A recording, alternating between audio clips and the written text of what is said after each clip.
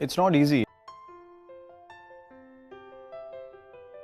If you ask me, do I get affected by failure? Yes, I do. Everyone does. I'm human at the end of the day. So it's difficult to process failure at such a big stage. But also you have to understand that, I totally believe in the fact that what's meant to be for you will happen. We were working as hard as we could. So was New Zealand. I mean, it's not like they were just having a stroll in the park and they won. They reached the finals because they were meant to, they were destined to, and so was England. Maybe England was even destined. You saw how the final went. You can never predict a match like that. So how can you say that that wasn't meant to happen? It was the back of the bat boundary, and Ben himself is feeling sorry about it.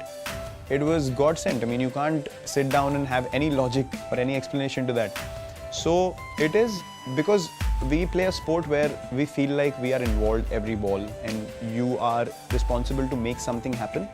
So even failure and success, you start looking like we failed because of me, or I made success happen.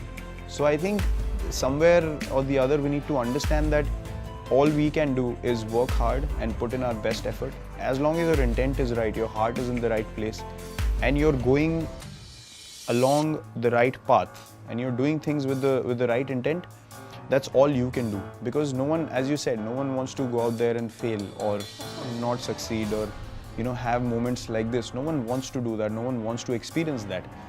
But success and failure is a part of everything that we do in life, whether it's sport, whether it's in daily life, whether you lose someone close to you, whether it's a problem in your job, anything.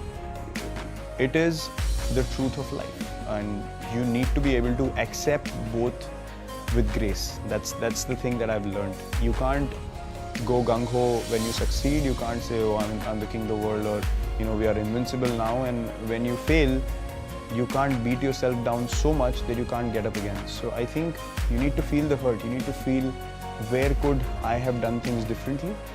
I think failure is a great way or a great opportunity to analyze what went wrong and to improve on those mistakes, because at the end of the day, cricket is all about that. When you make a mistake while batting, you want to improve it the next time you walk out to play. Or if you play a false shot and you haven't gotten out, you want to improve it the next ball. And similarly for bowlers and fielders, you make a mistake, you feel really bad about it, but then you catch one and then you feel like, okay, I've corrected my mistake. And I think life is all about that. It's about making mistakes on a regular basis, but having the courage and the acceptance and the clarity to say, okay, I have made a mistake. I'm not going to be egoistic about it. I'm going to lay it down, understand what happened, improve on it, and walk forward. Because as you said, people say things, people attack you. If you start focusing on that, you cannot progress, because those are opinions.